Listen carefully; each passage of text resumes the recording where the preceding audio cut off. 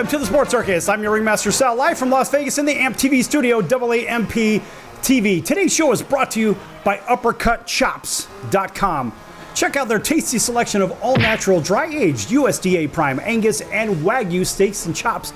Wait till you try their best-in-class New York steaks, the filet mignon, and of course, the king of all, those massive cowboy cut and tomahawk cut ribeyes. Best I've ever had. Probably be the best you ever had as well. Also, make sure you check out those Wagyu and Angus Prime burgers. Everything is Prime at UppercutChops.com. That's UppercutChops.com. Give them a call. Find out what's for dinner. 702-799-9935. 702-799-9935 for UppercutChops.com.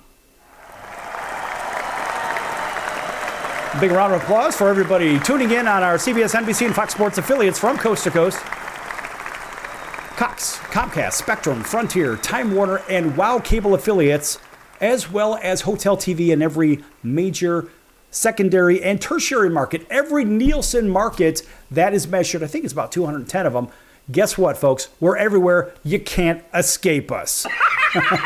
Anyway, we're joined by a very special guest today. In fact, let's let him introduce himself. Go ahead. Jack McDowell here. BlackJack McDowell from back in the day. Yes, sir. That would be BlackJack McDowell. That's good stuff, folks. And in case you've been living under a rock, this guy is really good in baseball, if you know what I mean. Really, really good. Pleasure having you on, Jack. All right, so Jack, I'm going to get into it right now. First of all, before we get into it, what's with the 70s and 90s? I know you're a musician. I know you're a phenomenal ball player, but also an entrepreneur. Tell me about this. Oh, the 70s and 90s. I just made these T-shirts. Yeah. Yeah, that was funny. You know, I made this circle thing right here for hats, and it says OSBIB. Old school baseball is better. Just because a lot of us who played the games for our whole lives and have been coaching for our whole lives and they're watching all these things that are changing are kind of going, I wish we could just do what we did back then because I think it's better, you know? And so I made this and a lot of people liked it. So I said, okay.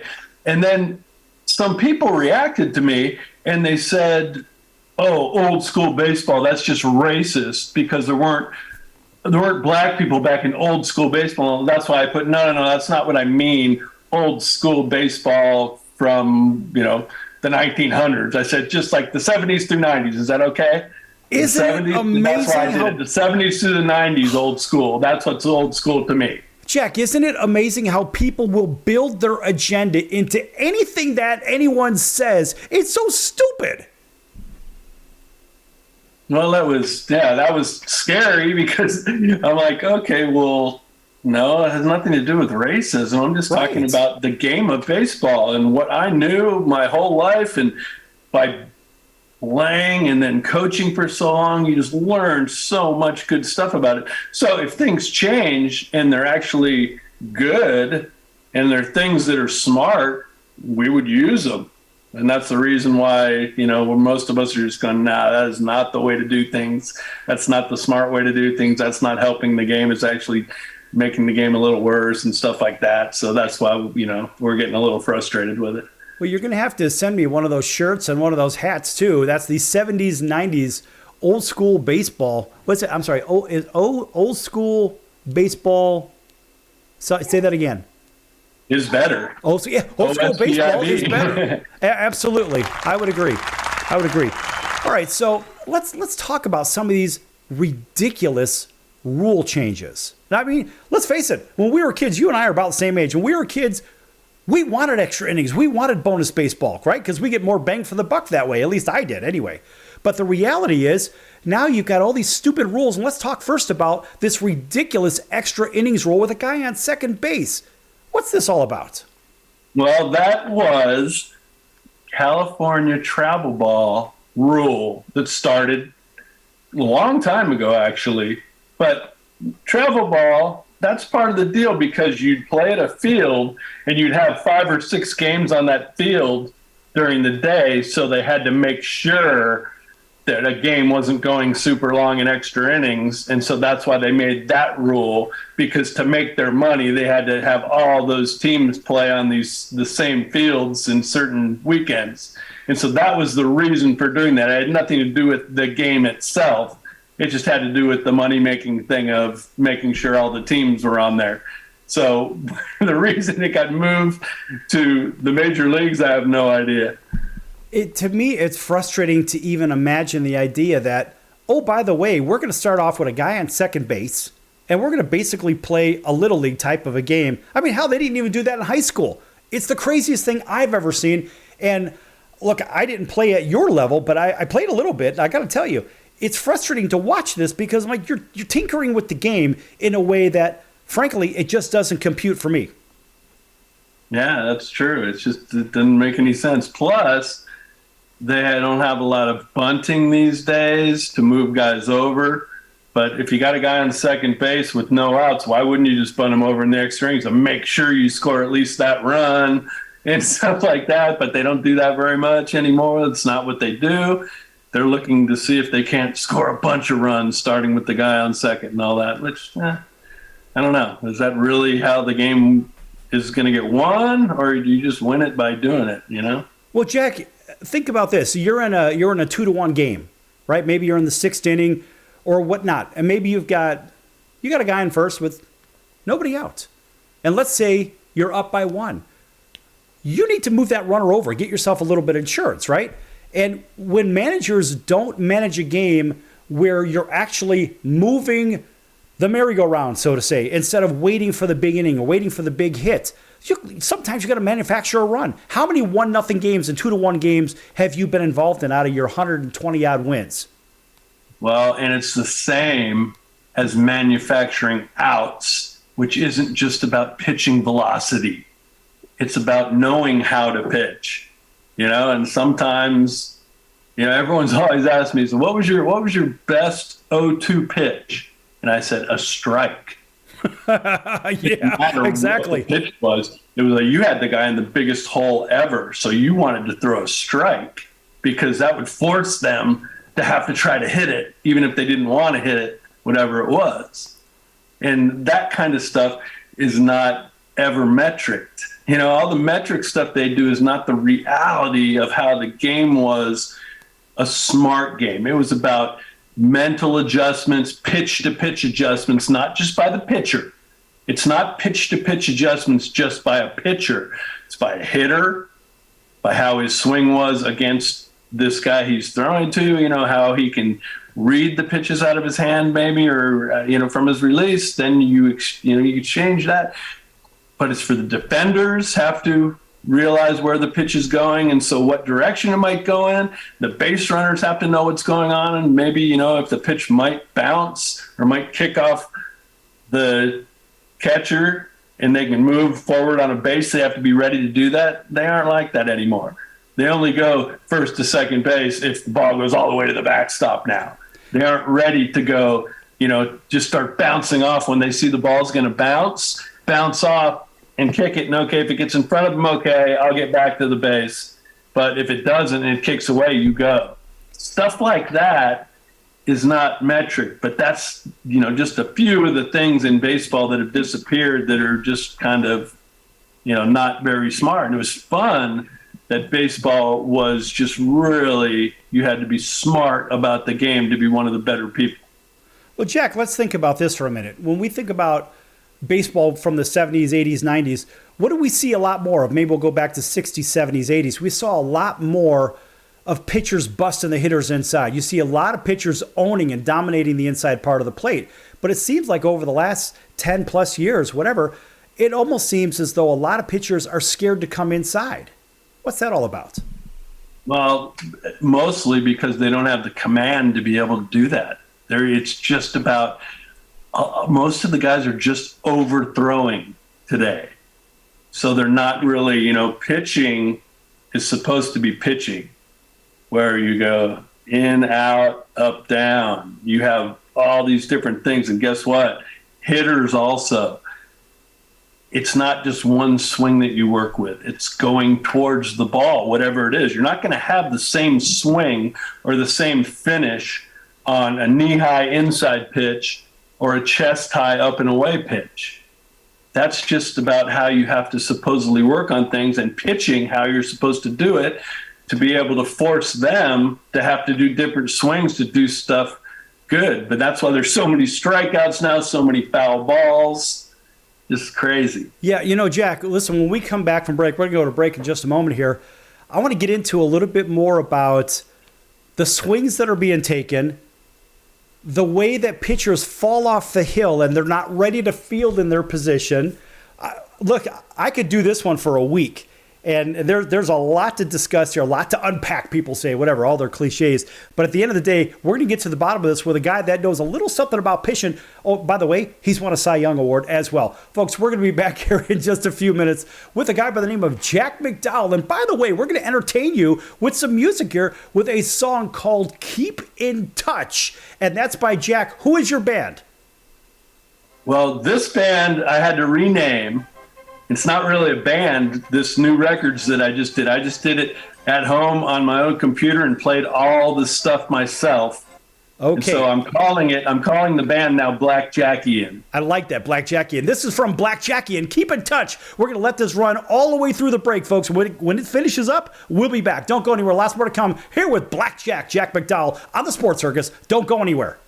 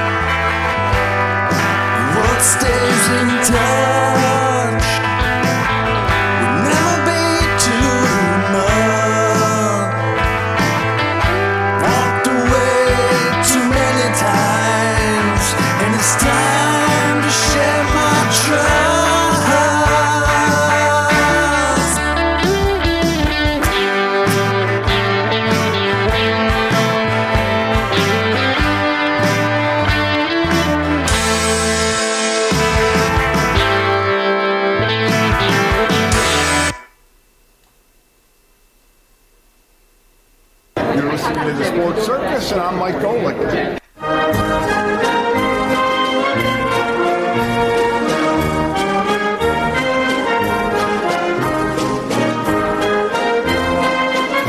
Welcome back to the Sports Circus. I'm Roy Firestone. Now it's time to throw it back to Sal.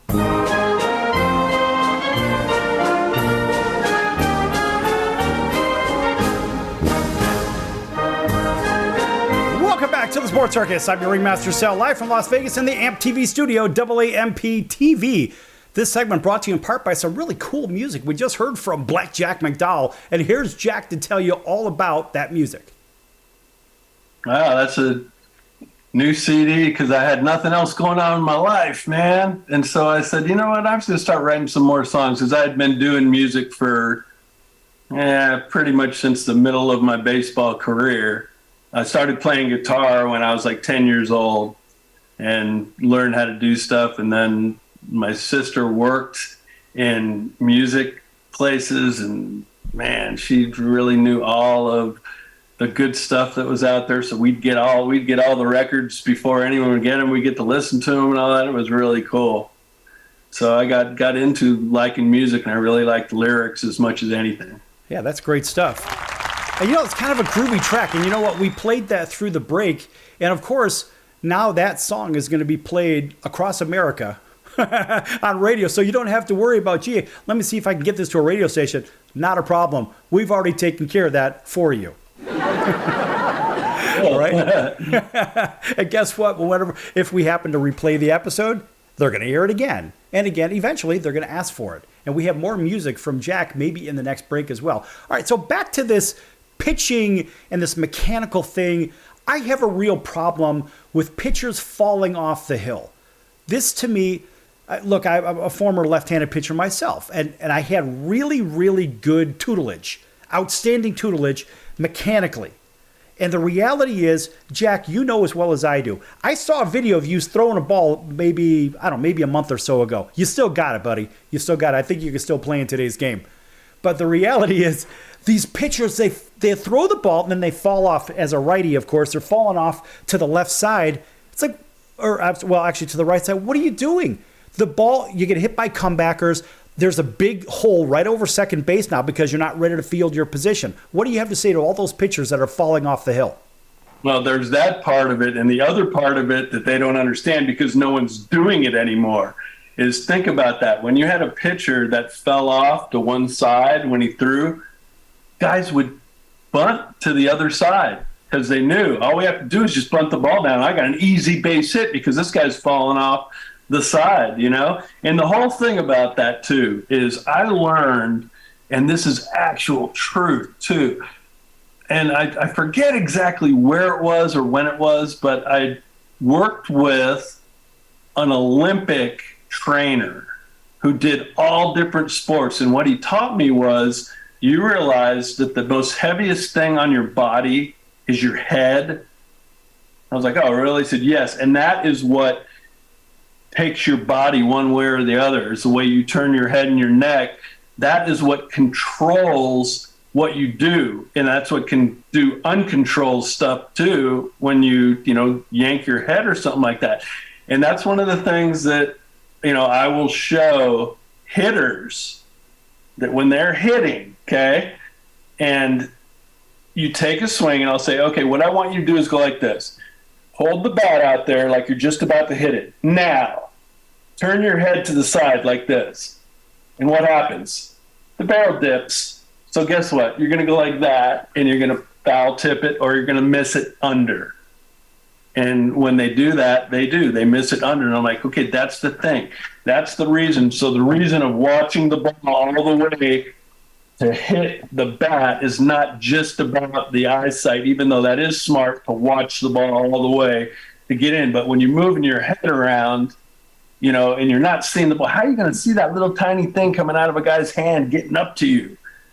That is crazy. And it's the same thing now about trying to pitch to a spot where it used to be catchers would call and then they put their glove up and that's where you wanted to dot their glove. But now they drop it down and move it all around. And go, wait a minute. How am I supposed to find where I exactly want to throw this ball? Right. And is that why there's 10 or 12 walks every game and every level now? Probably. Yeah, they don't. What they'll try to do is imagine the idea of like you got a guy at second base. Oh, they're going to steal the signs or they're going to tip off where the pitch is going. So we'll set up here and then we'll bring it down here, right? So give me a still target to throw at. I can't do this one. I mean, I was wild in the strike zone my whole career, whatever, if you know what I mean. But the reality is I need a target. Give me a target. Don't hold it. It is a lot better to do that. And there is another thing, too, that I don't like about it. And I've talked to other pitchers from my era about the same thing, and they agree that when you throw a pitch and it ends up someplace where you didn't throw it to, now you need to make an adjustment, usually just a mental adjustment, because you go, oh, I left that 6 inches inside and I wanted it, to be a strike, or I wanted it away and it, went across. So different things like that. What happens when they yank their glove like that, and they yank their glove and you don't know where the ball was? How can you make the adjustment on that kind of stuff? And they've gotten rid of that because you're not able to metric mental adjustments, because that's just mentality and smartness and adjustments that they can't put that on the computer and run it up. And so they've disappeared with all that. You know what, Jack, I tell people when they ask me about certain things from a hitting standpoint, I just say, look, now in today's time versus the 70s or 90s, just like your shirt says, by the way, folks, you can pick those up. Jack, where can people get those? Well, that and all the CDs that I have, which is like seven different CDs I have, they can contact me through my Yahoo Stickjack 111 at Yahoo. It's STICKJACK Stickjack 111 at yahoo.com. And it was Stickjack because my first band was called Stick Figure, because I was a skinny dude, and that's what they called me in high school, Stick Figure. Right. Okay, so let's talk about the idea that from a hitter standpoint, what we see today, we see scores and scores of strikeouts for a plethora of reasons. But you know what we see? Think about this. Back 70s, 90s, whatever. You take a hitting coach like Walter Ringmaster, right? He was a master as a hitting coach. He really got it. He knew. He wasn't a great player, but he really knew how to teach. But the reality is hitting and keeping the bat in the strike zone, over the flat plane, and a flat bat going over. So the bat's in the strike zone a lot longer, rather than in today's time, you have this uppercut flat plane where the ball comes in, for example, and you got a bat that comes through, and you got to try to find an intersecting point. So your contact area in the hitting zone is so much less. I mean, certainly advantage pitcher with that. But now these guys are overthrowing. Everyone's trying to throw 105 miles an hour. How ridiculous. Take a guy like yourself or even a guy like Greg Maddux, who didn't throw very hard. But, man, this guy had masterful control. I think if you have great control in today's time, not only do you not have to throw hard, but a lot of these guys are going to strike themselves out anyway because they're always trying to elevate the ball. Well, yeah, if you're taking the bat through this way, you can only get it right here. But think about it. If it's this way, okay, you hit it off the end, you might flip it over. You hit it in here, you might get a hard ground ball. Excuse me. You might have a chance to do it all if you hit it flat. And the thing is, a launch angle swing is not what creates the launch angle. It's hitting the baseball, boom, straight on's a line drive, a little bit down under it, gets the ball going up and gets to be a fly ball. So it's you can't create it every single time. That's what hitting is tough. Hitting's the hardest thing in sports. So why are we making it harder and harder? Well, and that is the problem. They keep making it harder, and they wonder why the strikeouts are up. Everyone's trying to hit a home run. And in my opinion, as I've talked to some people that have the same opinion and maybe some varying opinions, to me it just seems like the ball gets out of the yard just a little bit faster, a little bit further these days. What are your thoughts on that? Take a minute and talk about that. That's the baseball change, absolutely. That's been, actually, they've talked about that. The year that they changed the baseballs, and I got them, I'm like, man, they were so big. They're way bigger because what they did is they they put the rubber thing inside bigger and harder so it actually travels farther. And when they put it for the first year in AAA, go look it up. This is not my opinion, it's the truth. Every AAA team that year broke their single season overall home run records.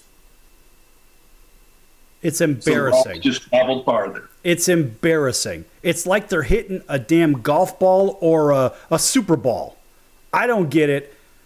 Look, people want faster games. Now they have replay in our last minute of the segment here. They want faster games, but then we have replay. And then we have a ball that travels a heck of a lot further. And people have been very vocal about it, even Justin Verlander, right? Saying, look, this thing has been compromised. In my opinion, look, it's all about Rawlings being acquired by Major League Baseball. Hey, we need more home runs. Let's let Rob Manfred juice the ball up just a little bit. Oh, we have too many home runs. Let's scale it back a little. Oh, we had two less. Guess what? Now we're going to gas it up a little bit more to set more records. And this is the ridiculousness of the commissioner's office in Major League Baseball. I'm completely appalled by it as a fan. I mean, as a former player, Jack, you've got to be losing your mind. Take 10 seconds, talk about it. Then we're going to go to another song by Jack. Well, I just don't understand why it all had to change. It's a super cool game. All the sports that I played growing up, I like this the best. I do too. Okay, Jack, here we go. We got another song coming up here. And tell everybody what this one is. I believe it's Keep in Touch. The Keep in Touch one was the first one. Oh, is it? You know what? We'll play it again in case people missed, in case they just tuned in. How's that? Folks, don't go anywhere. Last one to come here to the Sports Circus with Jack McDowell. But is it all that I need? But I love many things that aren't in touch. But that is what I need. Keep in touch with anything like a dog is rough. These great things have no creed. And I love anything that stays in touch. I'll be happier indeed.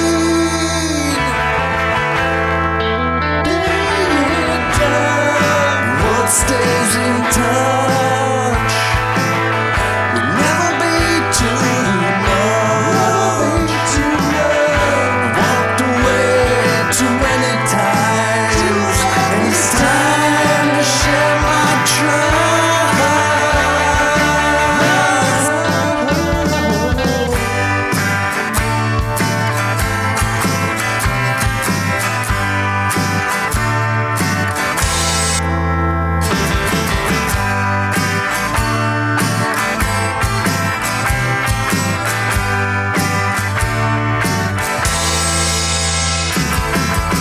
If what I love really starts to be enough, then no more will I need.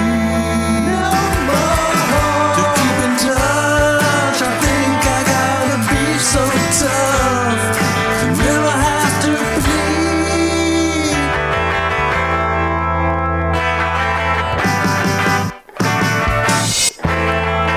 Keep in touch. Keep in touch.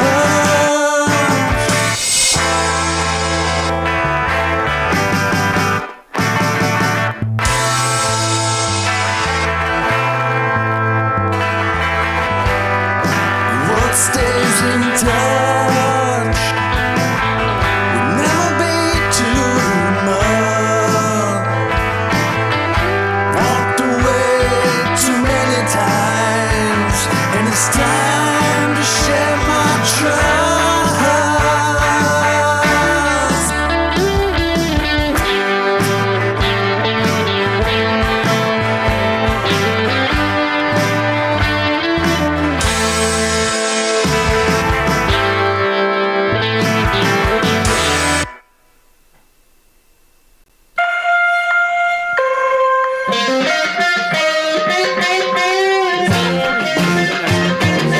Back here in just a few minutes. Here we come. This is Barry Katz from the Industry Standard Podcast, and you're listening to the Sports Circus with Sal Tuzzolino.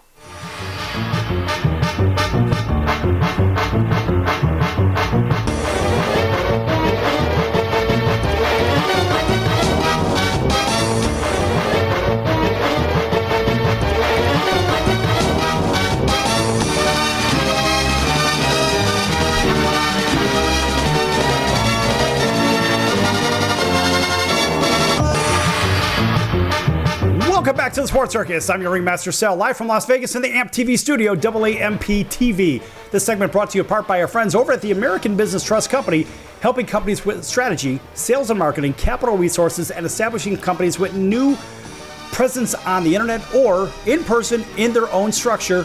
You decide. You bring the idea. The American Business Trust Company can help with the rest.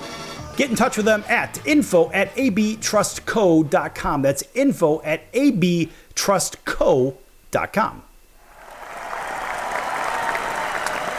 right, a big welcome back to everybody listening in on our CBS, NBC, and Fox Sports affiliates from coast to coast, including our friends over in Honolulu on CBS Sports 1500 KHKA.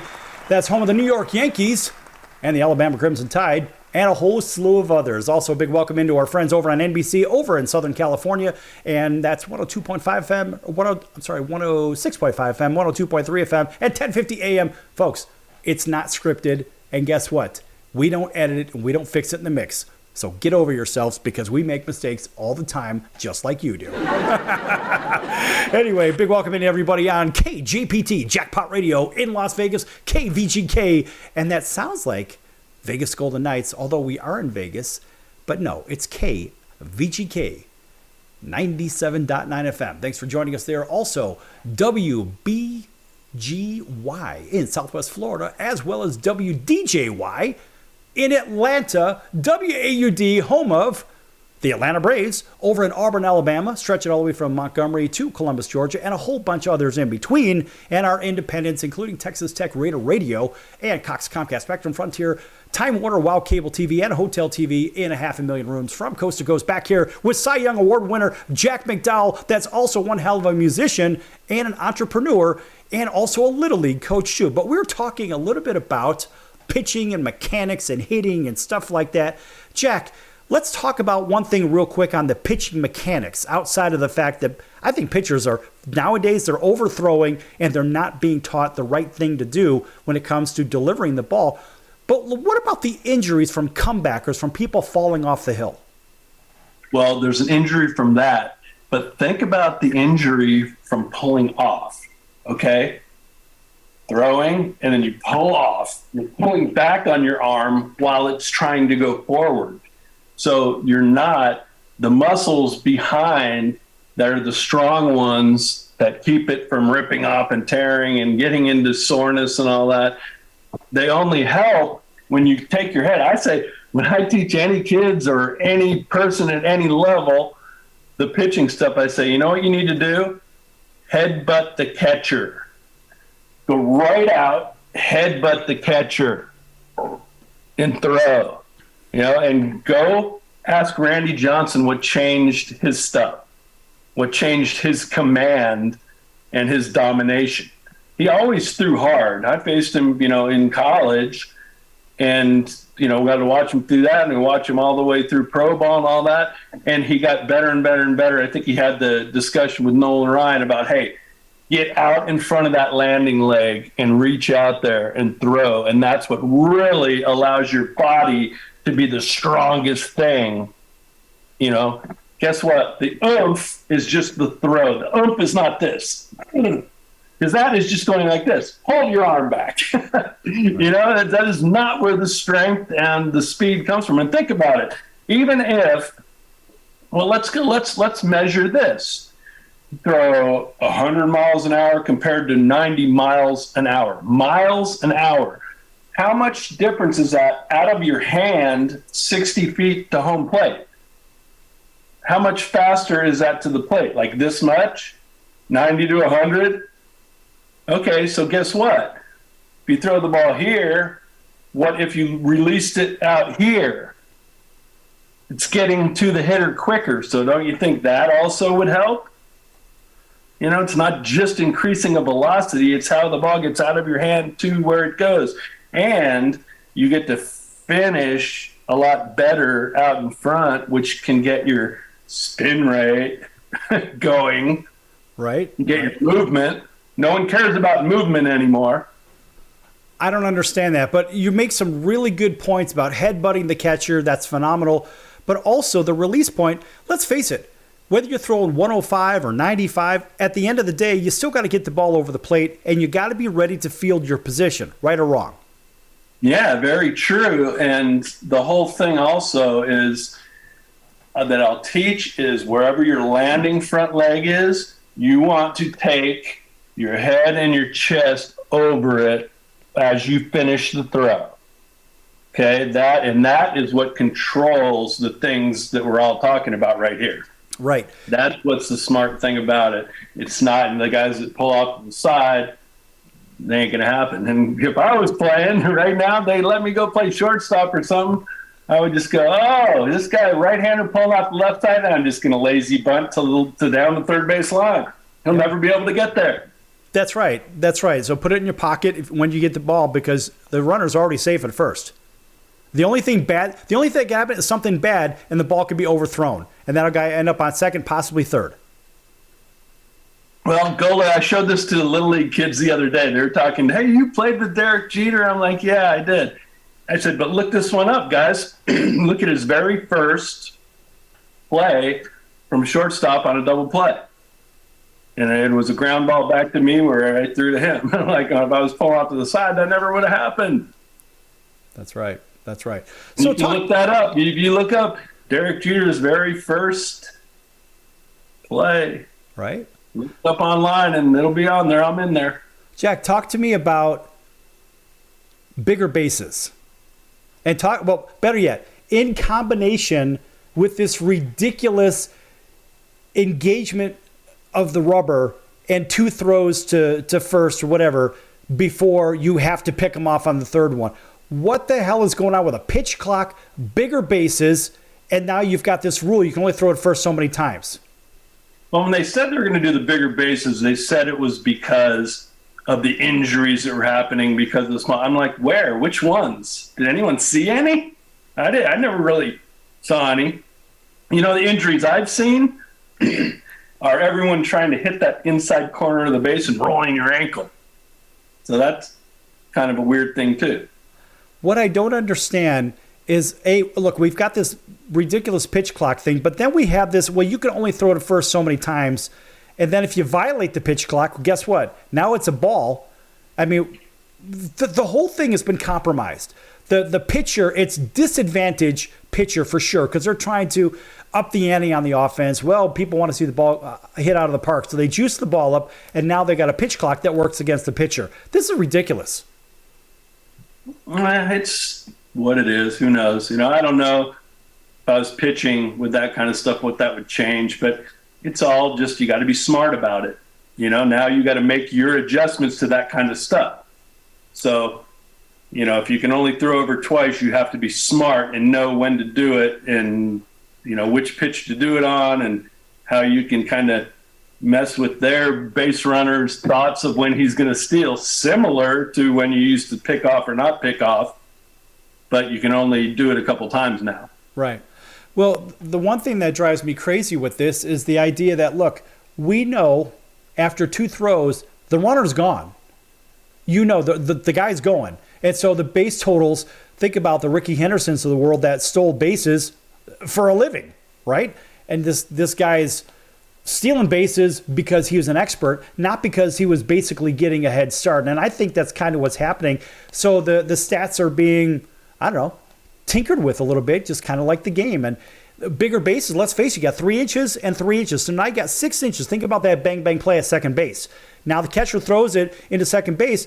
That half a foot, a lot of times, is the difference between a runner being out or being safe, right? So now you give them an extra 6 inches. And so now that's, again, advantage runner because you got 3 more inches from first, 3 more inches from second base. And so it takes the catcher's game and says, oh, by the way, you suck because you can't throw anybody out of second base. Well, guess what? You took away my bang, bang plays. Well, think about this. You have a leadoff, and you're going to take a 6-inch bigger leadoff. No one would even know that. That's what it's all about. It doesn't have anything to do with that much of a difference, 6 inches. 6-inch bigger leadoff than what you already have is not going to get you out on a pickoff. You know, it's just, you got to be smart and know how to do all that stuff. One of the things that I teach, because of the head issues that I learned and from videos and pictures that I have of Ricky Henderson and Tim Raines, their first step, because you see a lot of the first steps of guys stealing bases are kind of up and down real quick. You know, they don't take big steps. And so I showed them, look at this. Try to take your head to second base and then let your leg follow it. Boom, you go, and then you get a big first step and you start your full strides right away. And that is what they used to do to be able to steal so many bases. All right, Jack, listen, we're coming up to a break, and we have another song by you. And this one happens to be called Not For Sale. So we're going to go ahead and play this so give everybody 10 seconds on Not For Sale real quick. Well, I just started playing this and saying, I'm a man, not for sale. The sound of it, but I didn't write all the lyrics. So I knew that would be the name of the song, but then I had to write lyrics around that, and that's where it came from. All right, folks, this is Not For Sale by BlackJack. Here we go. But you can call them the BlackJackians. I love that. Don't go anywhere, folks. Lots more to come. And make sure you stay tuned so you can hear this song. Down, not to fail. I'm a man, not for sale. When it comes down to my tail, got a plan to jump that rail. If it don't come all around, I'm gonna check the lost and found. If the stars are jumping by, I'm gonna check the stars in the sky.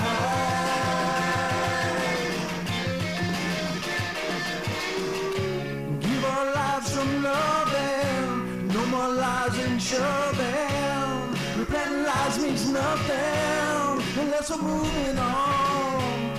Unless we're moving on. We're moving on.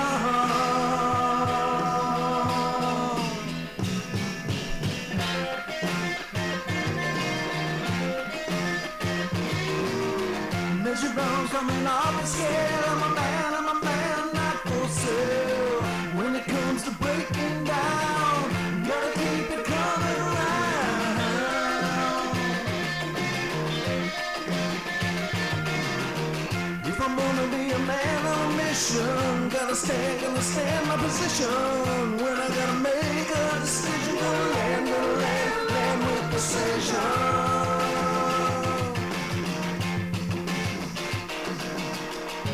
Give our lives some loving, no more lies and shoving. Replanting lives means nothing unless we're moving on. Unless we're moving on. We're moving on.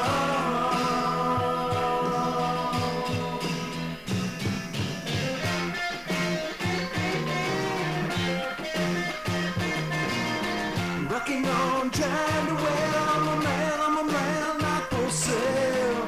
If I'm gonna hit that nail, got a plan that whip me there.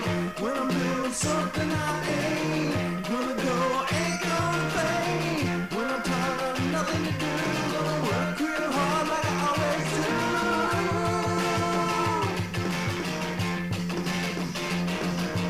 Keeping it down, not to fail. I'm a man, not for sale. Rocking it on, trying to well. I'm a man, not for sale. I'm not for sale.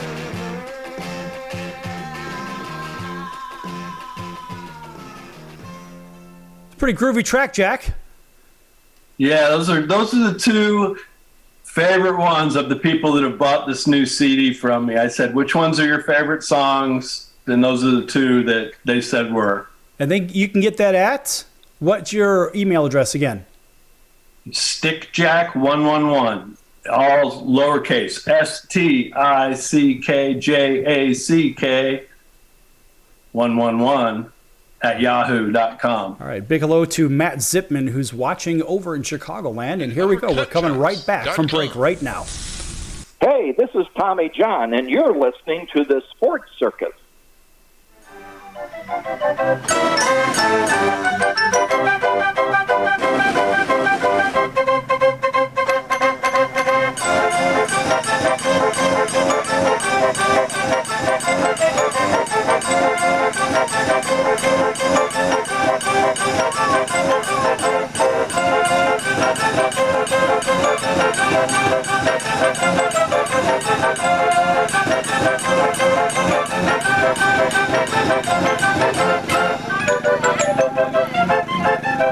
back to the Sports Circus. I'm your Ringmaster Sal, live from Las Vegas in the AMP TV studio, AAMP TV. Folks, make sure to check out the sportscircus.com for our upcoming guests, our prior guests, our recorded shows, which are our podcasts.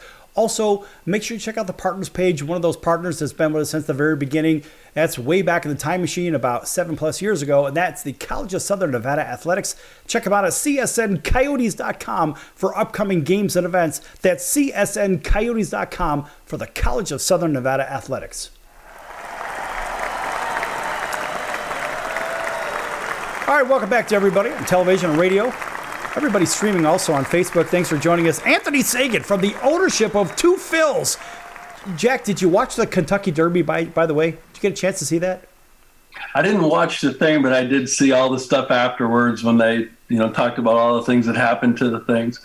And you were talking about the Coyotes earlier. Coyotes are tough. Yes. We had the Coyote when I lived in San Diego before we moved here to Charlotte, North Carolina. We had 2 doggies and a kitty, and the Coyotes got the kitty and one of the doggies. Oh, no. Yeah, well, you know what? That's what happens in the desert.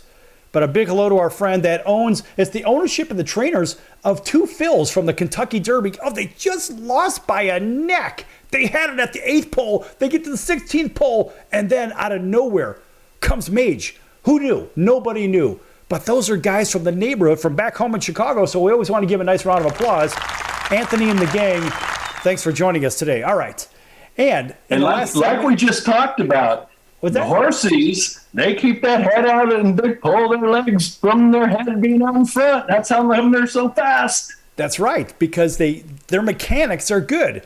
So we talked about pitching mechanics in the last segment, and we talked a little bit about the bases and the rule changes, the time clocks, the baseballs travel a little bit further in today's time, if, of course, you know what I mean. Nice round of boos for that. I'm not really a big fan of that one. But also, Jack, it seems like some of the gamesmanship has been taken out of the game, right? So with this pitch clock, think about guys back in the 70s. Take a guy like the Mad Hungarian, Al Roboski. Could you see him with a pitch clock? Yeah, well, it's the same thing. Rules are changes. You got to be able to change. So it'd be interesting to see who would be able to make those adjustments back in our time to be able to still be solid and good. But they don't even let anybody pitch 7 to 9 innings every game now if you pitch good. So there's a difference in all that, and it's not just the pitchers are not as good now as they were back in the day. They only pitch 5 innings. No, it's just they aren't allowed to do their thing anymore. The other team is the team that shows you when it's time to take that pitcher out. Right. What about the idea that when a pitcher is tired, generally, historically, from what I see, and tell me if you've seen the same thing, because a lot of other people see it too, pitcher tends to miss up when they're tired. True or false? Well, you can, because you're not finishing good, because that kind of stuff that can definitely help. And basically, what you'll see is they don't have their command that they normally have. And a lot of times when you start a game, it takes you some time to get into your command zone. And if you look back at what they used to say about going to get pitchers, is get them early before they get going, And now they say, well, we're not going to let them face batters the third time because the batting average the third time around. Well, that's not true. The batting average the third time around to a good pitcher is going to be fine. It just depends on what's going on in that game and how you're throwing, how you're pitching, and how they're hitting against you as to what is supposed to happen. Jack, think about your Cy Young year. Look, you're from a statistical standpoint, I get it. From an on-the-hill command standpoint, 100% deserved. Go year by year and you think about, rhetorically, what's happening in today's game now with some teams are actually opening games with closers, which to me it's just the most ass backwards thing for me that I've ever seen. I mean, if you have confidence in your starting rotation and your starter, don't you think they're going to get you maybe 6, 7, 8, 9 innings? Why in the world would you start out with a closer versus your starting pitcher? who only really has maybe 2 pitches anyway. Well, why would you ever just say we're going to pitch 6, 7 different guys every single game? That means you have to have 7 guys that are on top of their game every day. Well, that's not the way it works all the time. Pitching used to just be that you'd have your starter go in, and when he started doing not so good, okay, you come in with your middle reliever to get him out. Or if he was doing good, you just let him keep going until the other team maybe started getting on him.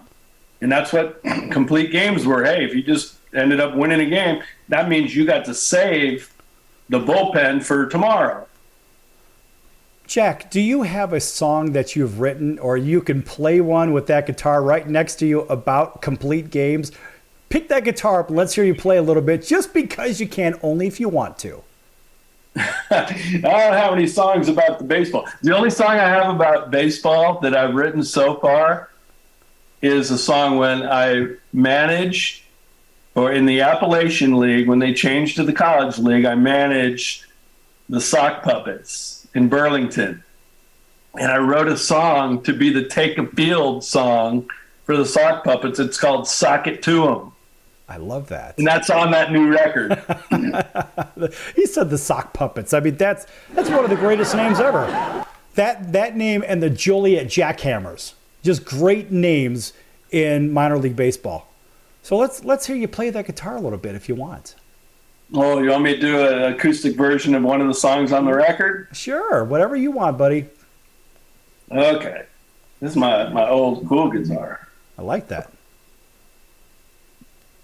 Yeah. Okay, let's see. I'm going to do a song that's on that record, and this is called No Pretend.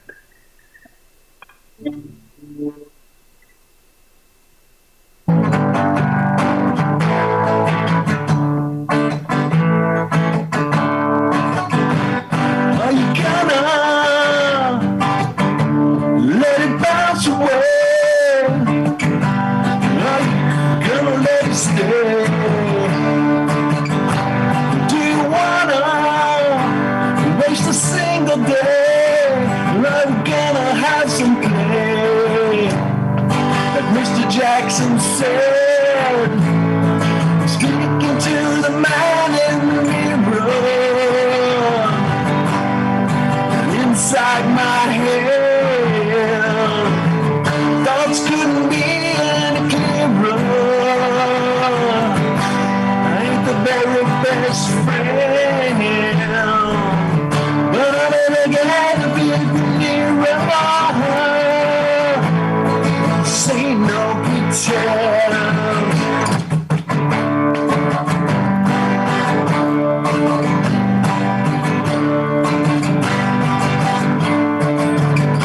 My prima donna, I'm gonna make the play, and it ain't gonna bounce away. I hope you wanna let me be like me. Just take a look at what I see. Like Mr. Jackson said, I'm speaking to the man in the mirror, but inside my head, my thoughts couldn't be any clearer. That's no pretend.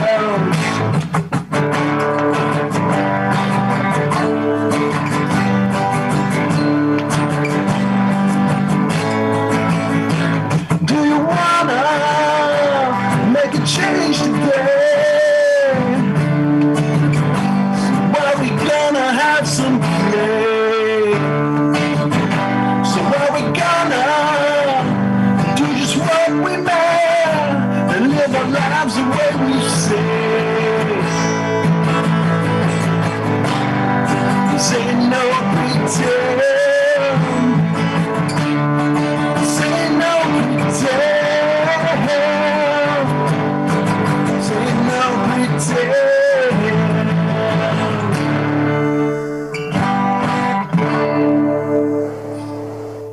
Well, there's my first acoustic version of that song.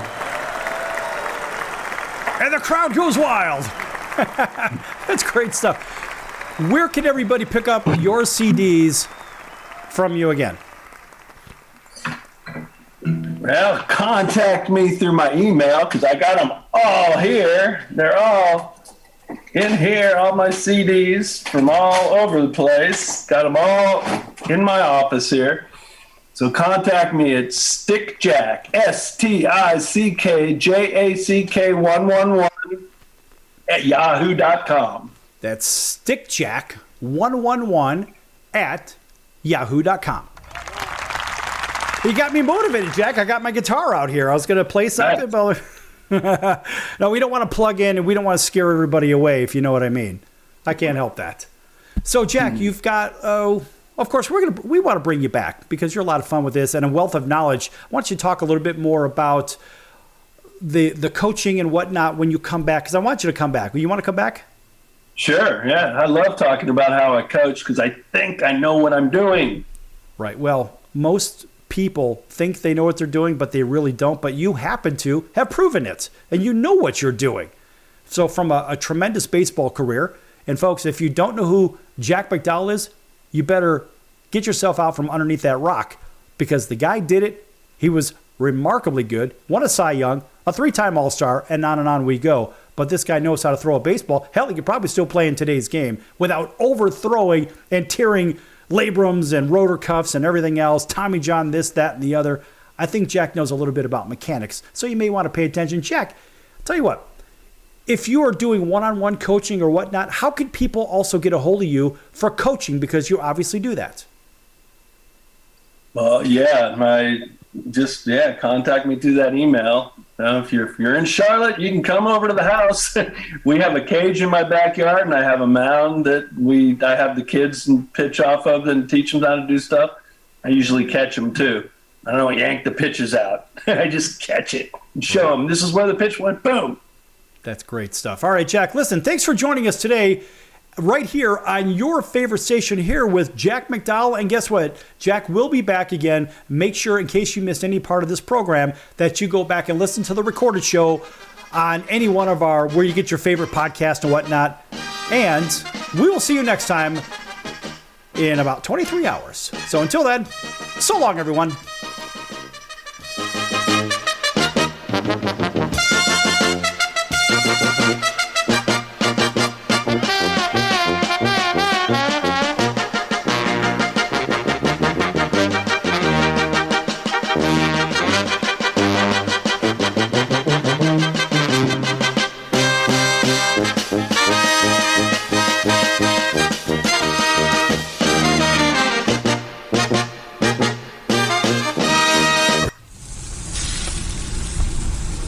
That's the sound of sizzling, dry-aged USDA Prime Wagyu and Angus steaks from UpperCutChops.com. Their best-in-class filet mignons, New York steaks, and the king of all steaks, the tomahawk and cowboy cut ribeyes are the best in the business. Even their Prime Wagyu burgers will likely be the best you've ever had. Browse the full selection of steaks and chops at UpperCutChops.com from the comfort of your home or on your mobile device. UpperCutChops.com delivers all-natural, dry-aged USDA Prime Wagyu and Angus steaks and chops directly to your door, without the hassle of going to the grocery store and fight crowds to pick from a small selection of average at best meats with injected steroids, fillers, and coloring added to look good. Find out what's for dinner at UpperCutChops.com or call 702-799-9935. That's 702-799-9935. 702-799-9935. Or make your selection directly at UpperCutChops.com.